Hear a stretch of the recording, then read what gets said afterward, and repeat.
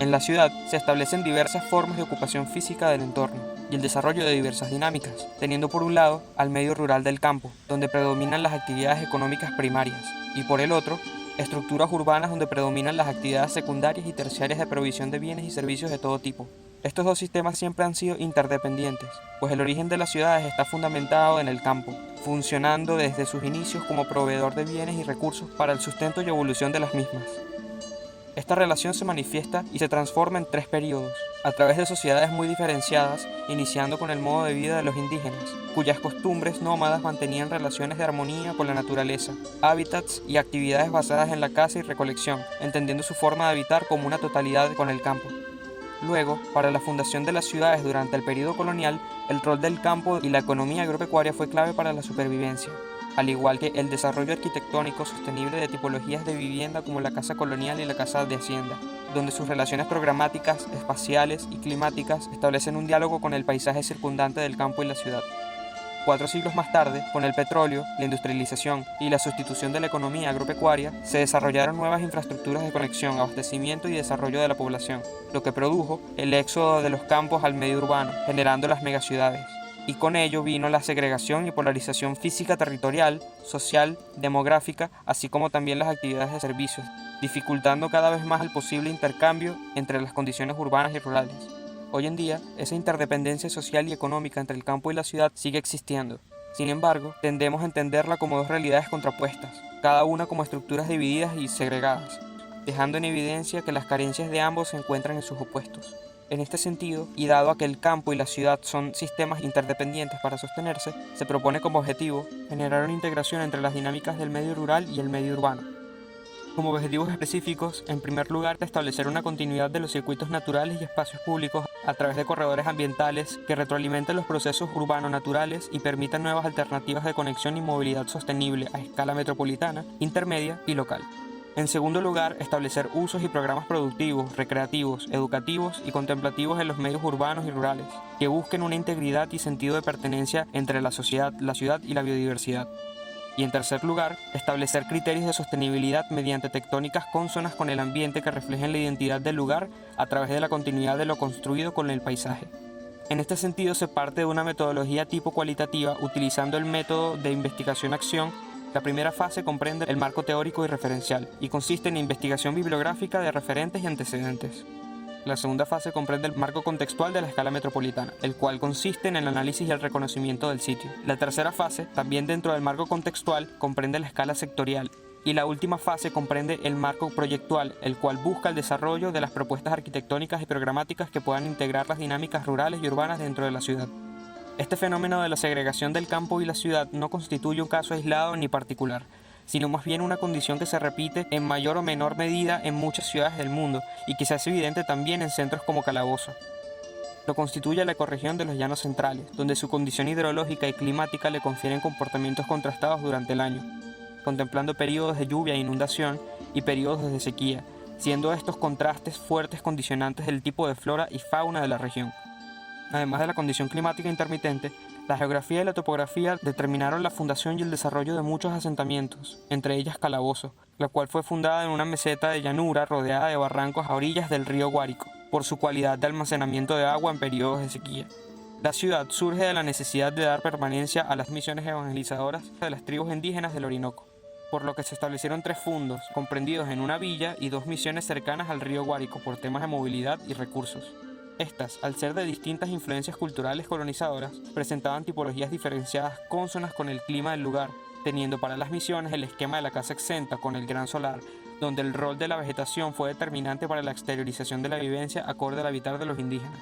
Mientras que más abajo se encontraba la villa colonial española, que por su proximidad al río mantuvo el intercambio comercial con otros pueblos. Su esquema de ciudad guiada por las leyes de Indias establecía la retícula fundacional y la célula colonial de borde continuo hacia la calle y el patio central como organización interior, representando un esquema flexible para múltiples usos urbanos. Es importante mencionar que el desarrollo económico y físico de la estructura urbana también estuvo limitada y condicionada por el clima y los periodos de sequía, siendo evidente por su enfoque en las tradiciones de transhumancia. Y no fue sino a partir del gobierno de Pérez Jiménez, con la construcción de la represa y el sistema de riego en Calabozo,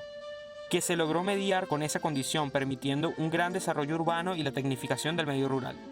Actualmente la ciudad se sigue expandiendo, alcanzando las periferias geográficas, acentuando cada vez más el contraste entre la condición urbana y la condición rural al otro lado del río. Este contraste también es evidente a partir de la sectorización de los distintos sistemas de movilidad y el nivel de infraestructura entre el campo y la ciudad, destacando la condición precaria de la movilidad rural, siendo pocos los puntos de interconexión entre uno y otro, alargando las distancias cada vez más, afectando principalmente al peatón.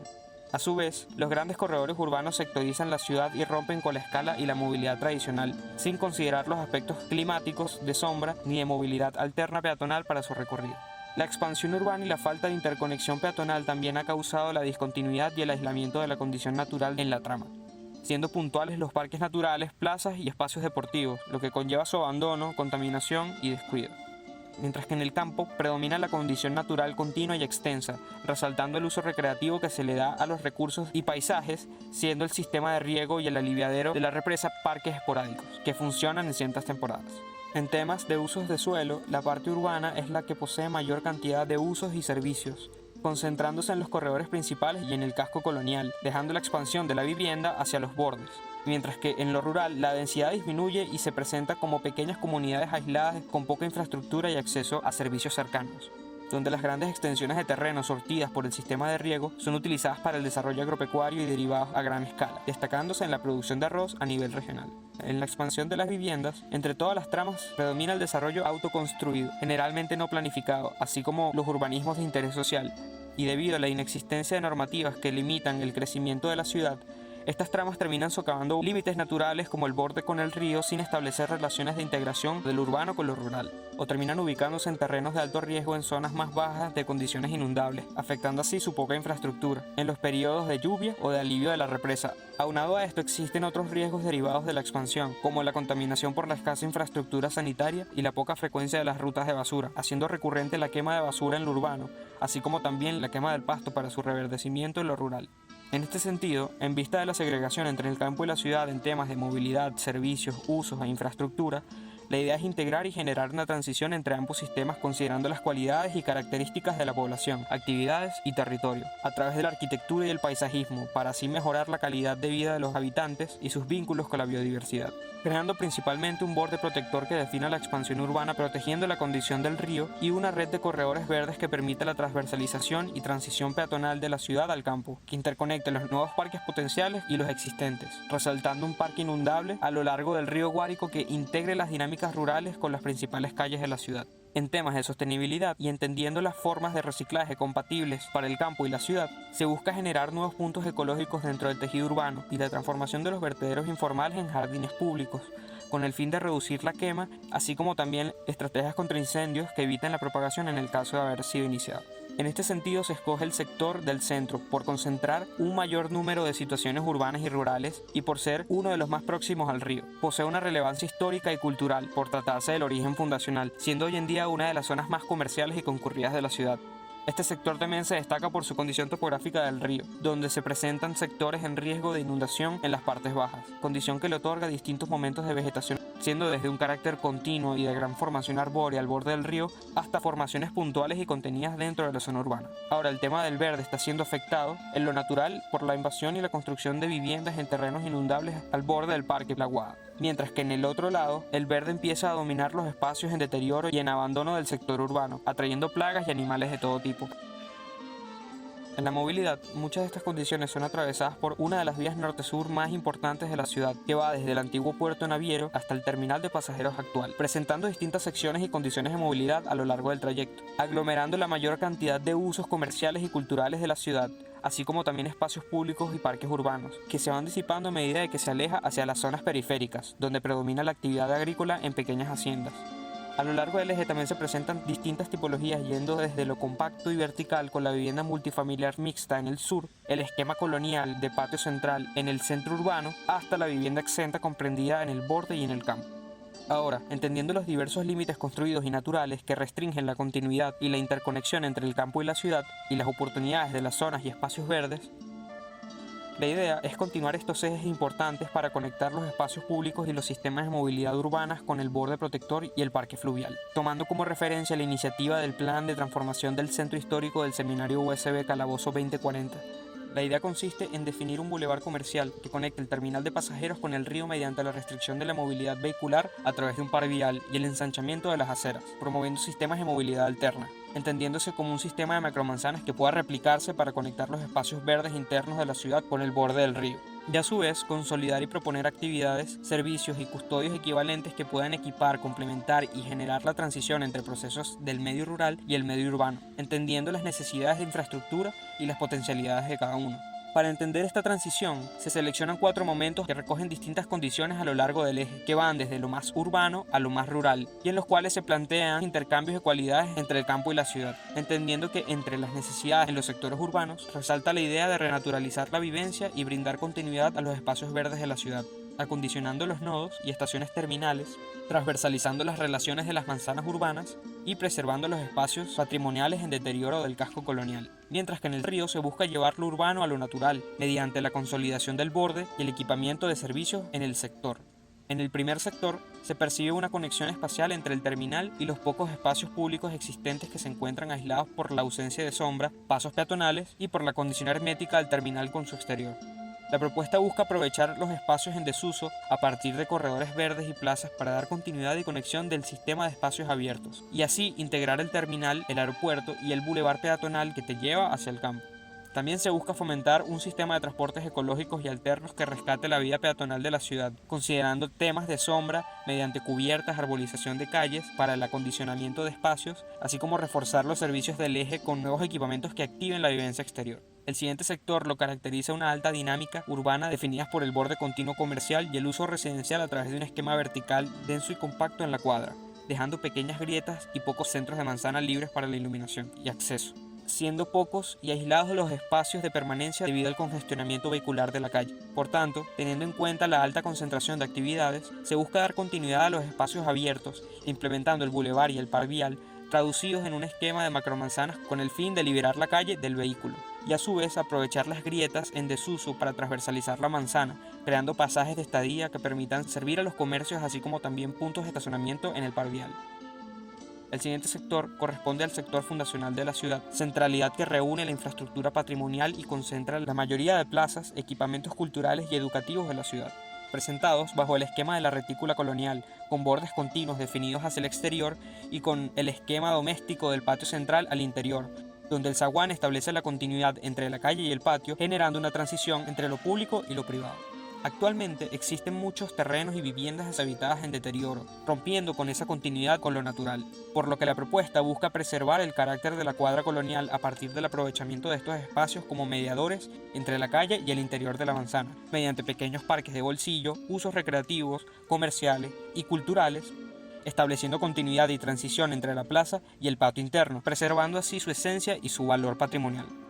Finalmente se encuentra el sector del río, que corresponde al límite norte de la ciudad, donde la topografía y el río constituyen una frontera que acentúa la dicotomía entre el borde urbano y la gran extensión rural, reflejada en la variación de las condiciones de vivienda, trama, movilidad y accesibilidad al río. En este sector la condición natural es continua, extensa, con gran cualidad de sombra, paisajística y biodiversa por su condición hidrográfica.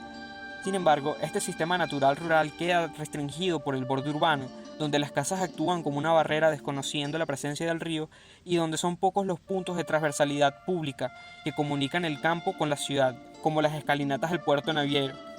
las cuales se encuentran actualmente en estado de deterioro y de precariedad. De igual forma, la variedad de fauna y flora que se concentra en este lugar se ve amenazada por la contaminación del río, el cual funciona hoy en día como un desagüe de la ciudad. Por las condiciones contextuales, históricas y socioculturales, el lugar concentra muchas costumbres tradicionales de carácter artesanal y en la siembra. El modo de vivir en el borde contempla el esquema de la vivienda exenta, donde el espacio exterior del patio cercado da significado y transición al espacio contenido donde se desarrollan los usos privados, que a diferencia del esquema de la casa colonial, el exterior posee un carácter colectivo. Son generalmente de carácter progresivo, por lo que presentan carencias de servicios e infraestructura básica. Por su ubicación, generan espacios exteriores más estrechos hacia la calle y generan espacios más amplios hacia el río. La vivienda rural también sigue el esquema de la vivienda exenta, pero a diferencia de la primera, esta se encuentra inmersa en grandes extensiones de terreno marcando el punto de permanencia bajo la sombra de un árbol, para usar los alrededores como extensión de lo privado y como espacios productivos. De esta forma, Para dar propósito al río y voltear la mirada al campo, se plantea la continuidad de los ejes urbanos hacia lo que sería el parque fluvial, generando una red de espacios y corredores protectores que integren distintos tipos de movilidad y trabajen en transición urbano-rural. Para el borde urbano existente se propone trabajar un nuevo frente fachada, aprovechando las vistas y el río como potencial productivo, considerando galerías y terrazas para las viviendas, así como infraestructuras que denoten la entrada pública al parque. En busca de equipar y traer parte de los servicios del urbano a lo rural, se plantea en el parque un conjunto multiusos que comprenda una escuela artesanal, un mercado agrícola, así como también usos recreativos y deportivos que incluyen la fauna y la cultura rural, mediante un sistema de pabellones flexibles que permitan la adaptación de distintas actividades durante el día y la noche. Por último, se busca trabajar los criterios de habitabilidad y calidad de vida. Se plantea un modelo de vivienda flexible para los campesinos, que a su vez pueden generar conjuntos más complejos como servicios de posadas para aprovechar las situaciones paisajísticas inmersas en el medio rural, buscando establecer así una red de conexiones físicas y sociales entre el medio urbano con las haciendas existentes en el entorno rural, para así plantear un lugar en el río donde pueda darse el encuentro de ambos mundos.